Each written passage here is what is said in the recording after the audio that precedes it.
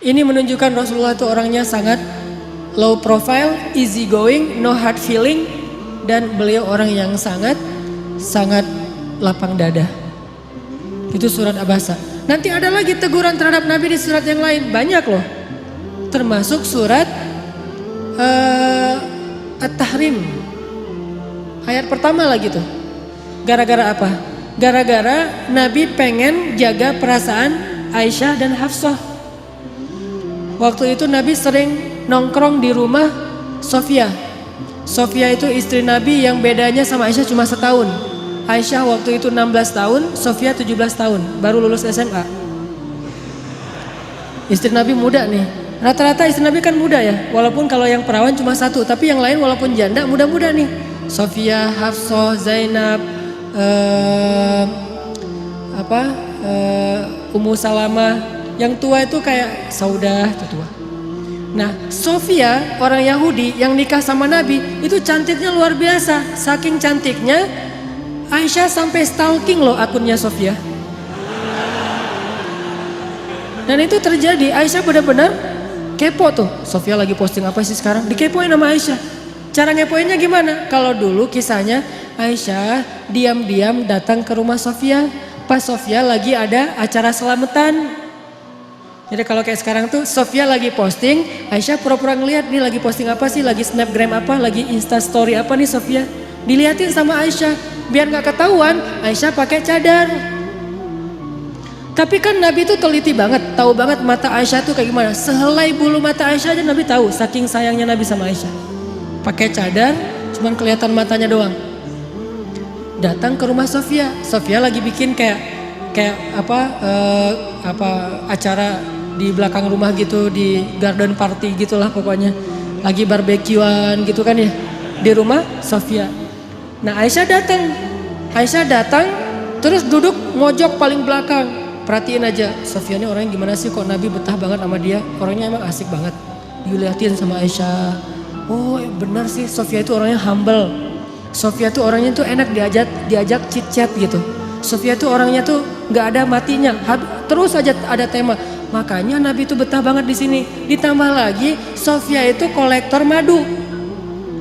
Dia tuh banyak ngoleksi madu-madu keren, madu-madu yang dari berbagai macam penjuru bumi gitu. Dikoleksi sama dia. Ini madu dari Yaman, ini madu dari Majalengka, ini madu dari mana gitu kan nih. Dikoleksi sama Sofia. Oh gitu. Aisyah dari jauh merhatiin, bahasa sekarang kepo.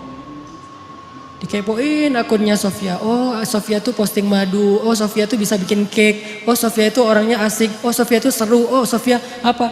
Nah lagi ngepoin Sofia, Nabi dari jauh ngelihat ada cewek kok sendiri banget di belakang mojok. Nabi liatin, ternyata Aisyah. Nabi sadar, oh ada Aisyah. Pas Nabi ngelihat ke arah Aisyah, Aisyah tahu. Nabi ngelihat, Aisyah langsung pergi. Pulang dikejar sama Nabi. Terus slow motion gitu. Dikejar sama Nabi. Aisyah langsung pulang sendiri gitu. Nabi kejar, Aisyah dipanggil sama Nabi. Aisyah kaget, hah? Nabi ngejar saya. Kan itu penting banget ya buat cewek ya. Merasa didahulukan, merasa diprioritaskan, merasakan.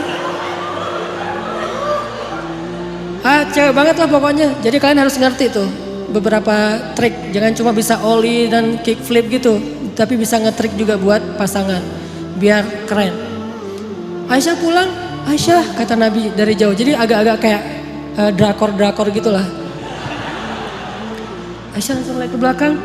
Terus Nabi langsung nyamperin, yuk jalan bareng aku. Dipegang tangan sama Nabi, jalan berdua. Jangan dibayangin, susah.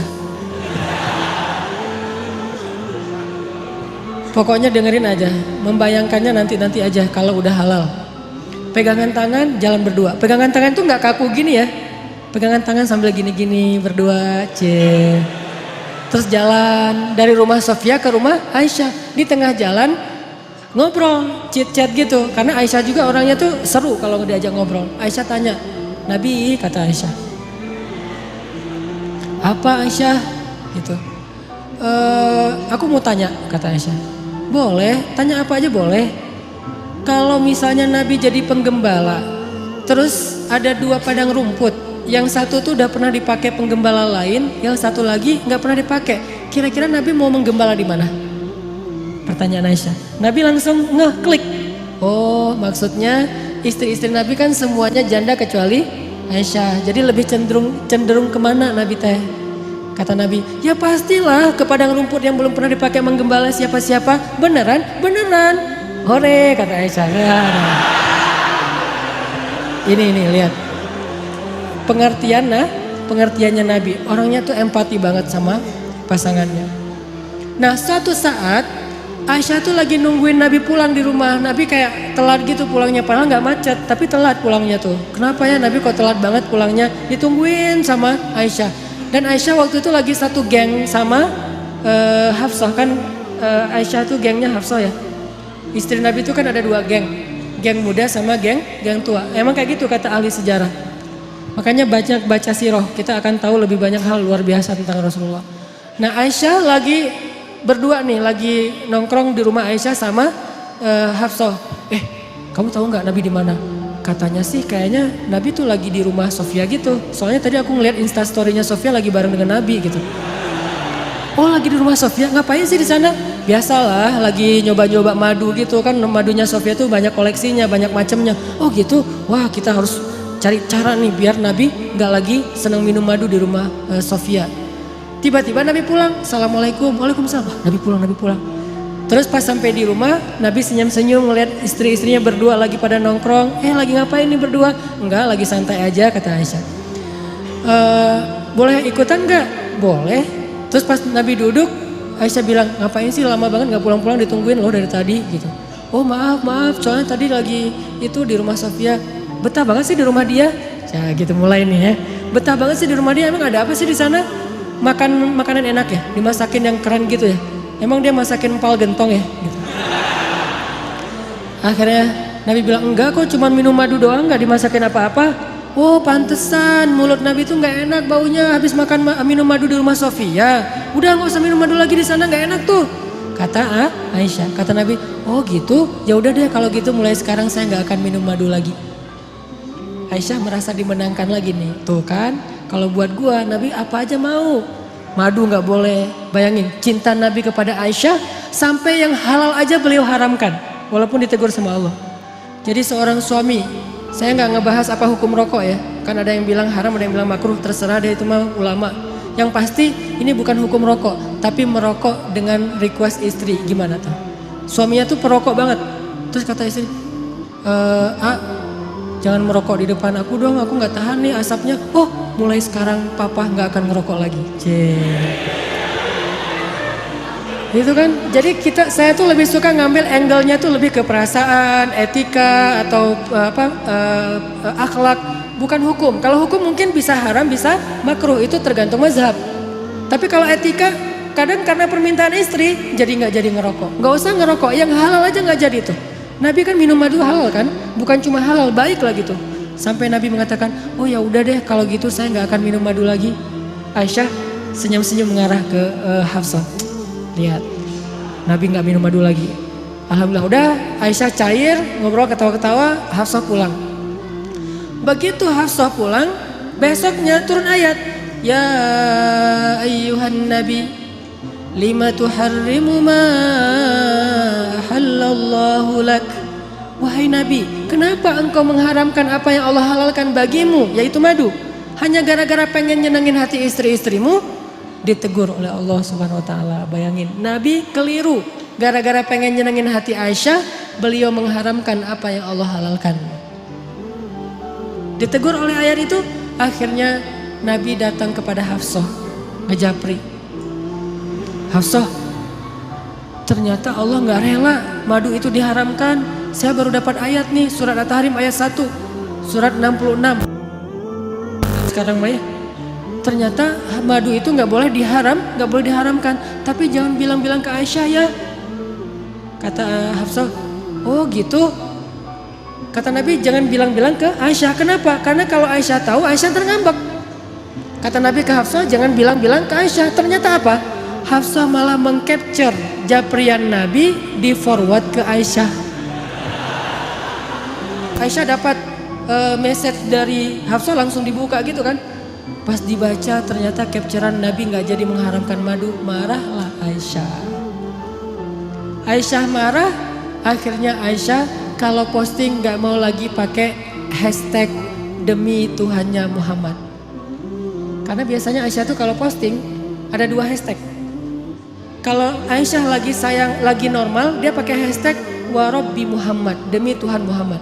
Itu hashtagnya. Kalau Aisyah lagi bete nih, hashtagnya berubah, demi Tuhan Ibrahim. Beda hashtagnya. Jadi kalau hashtagnya demi Tuhan Muhammad, nih postingan lagi kangen sama Nabi.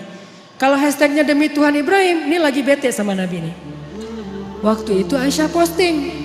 Entah posting apa gitu, hashtagnya demi Tuhan Ibrahim. Nabi baca, wah Aisyah lagi marah nih, ada apa?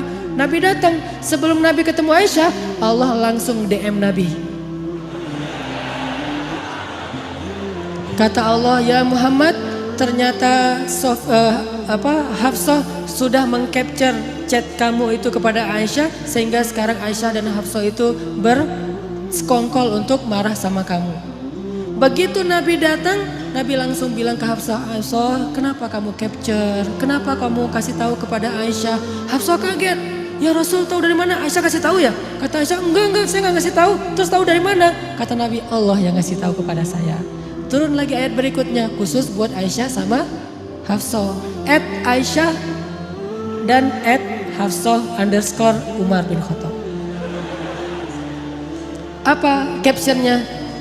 Wahai istri-istri Nabi, kalau kalian masih terus menyakiti Nabi dan tidak bertaubat dan minta maaf kepada Nabi, maka Allah akan menceraikan kalian dengan Nabi dengan cara baik-baik. Lalu Allah akan menggantikan untuk Nabi istri yang lebih baik dari kalian, lebih solehah dari kalian, lebih cantik dari kalian, dan seterusnya dan seterusnya. Langsung Aisyah dan Hafsah datang kepada Nabi minta maaf dan kemudian selesai urusannya. Pelajarannya apa di sini? Nabi juga kadang-kadang gara-gara ngikutin perasaan keluarganya, istrinya sampai melakukan kekeliruan. Bukan karena berbuat dosa. Tapi kemudian apakah Nabi mau memperbaiki? Mau memperbaiki. Langsung ngasih tahu kepada Hafsah, Hafsah aku salah nih, ternyata nggak boleh mengharamkan madu. Nggak ada rasa gengsinya. Itulah uswatun hasanah pada diri Rasulullah. Dan ada yang lebih berat. Teguran Allah kepada Nabi dalam kasus tawanan perang di surat Al-Anfal. Ini lebih berat lagi nih. Ayat 67 nanti cek deh di rumah. Itu ayat teguran dari Allah kepada Nabi gara-gara Nabi keliru dalam mengambil keputusan. Habis selesai perang Badar ada tawanan. Termasuk salah satu tawanan waktu itu Suhel. Suhel itu kayak medsosnya sahabat. Dia tuh selebgram. Ditawan. Terus kan Nabi ini perang pertama nih dalam Islam. Belum tahu ini mau diapain nih tawanan-tawanan perang. Akhirnya Nabi pun bikin FGD gitu. FGD-nya Nabi, Abu Bakar, Umar, dan Ibnu Rawahah. Jadi mereka beberapa orang musyawarah, rapat. Nabi nanya, apa pendapat kalian tentang tawanan perang? Mau diapain? Abu Bakar angkat tangan, menurut saya ya Rasul, kata Abu Bakar, kita tebus. Kalau keluarganya orang kaya, maka keluarganya menebus dengan harta. Kalau keluarganya orang miskin, maka ditebus dengan seorang laki-laki yang bisa baca tulis dan mengajarkan putra-putri kita baca tulis di Madinah. Ini kan produktif ya, ide yang bagus nih. Oh gitu. Umar bilang, saya nggak setuju. Terus apa pendapat kamu? Ya Rasulullah, mereka itu musuh-musuh Allah. Jangan dibiarkan mereka hidup, kita bunuh. Hukuman mati, karena ini masih dalam hukum militer, hukum perang. Maka tawanan perang dibunuh ya Rasul. Tidak ada kesempatan buat musuh-musuh Allah hari ini ya Rasulullah. Nabi senyum-senyum. Terus Ibnu Rawaha, menurut saya ya Rasulullah, apa Ibnu Rawaha? Kita gali parit, kita masukin mereka ke dalamnya, lalu kita bakar mereka hidup-hidup. Tapi jangan menjudge Ibnu Rawaha ya, karena Ibnu Rawaha ini punya cerita panjang di Mekah kayak gimana. Gimana dia tuh luar biasa disakiti, jadi wajar kalau orang emosional. Akhirnya Rasulullah komen. Kata Rasulullah, sesungguhnya Allah menjadikan hati seseorang itu lebih lembut daripada agar-agar. Atau lebih lembut daripada kayak yogurt gitu, susu yang dikentelin. Dan sesungguhnya Allah menjadikan hati seseorang kadang lebih keras daripada batu. Engkau wahai Abu Bakar, kata Rasulullah, engkau itu seperti Ibrahim. Engkau wahai Umar, engkau itu seperti Musa. Engkau itu seperti Nuh. Sedangkan Abu Bakar, engkau seperti Ibrahim, seperti Isa. Dua nabi masing-masing dimisalkan untuk mereka. Ini artinya nabi itu menghargai pendapat orang. Engkau wahai Abu Bakar seperti Ibrahim dan seperti Isa. Gimana Ibrahim dan Isa? Memaafkan. Ketika ayahnya pengen mengusir Ibrahim, apa kata Ibrahim? Qala salamun alaik,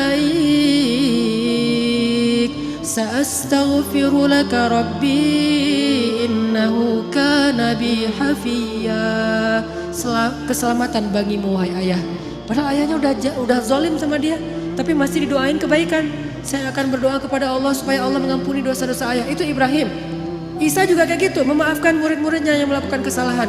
Engkau wahai Abu Bakar seperti Ibrahim dan Isa. Sedangkan Umar seperti Nuh dan Musa. Gimana Nuh? Ketika orang-orang sudah zalim, sudah syirik kepada Allah, Nuh berdoa, ya Allah, hancurkanlah orang-orang kafir itu sehancur-hancurnya sampai keturunan mereka, jangan engkau biarkan mereka hidup di muka bumi dan membuat kerusakan. Musa, ketika orang Bani Israel menyembah anak sapi, Musa pulang, maka dihukum mati mereka satu persatu kan? Ini Umar seperti Nuh dan Musa.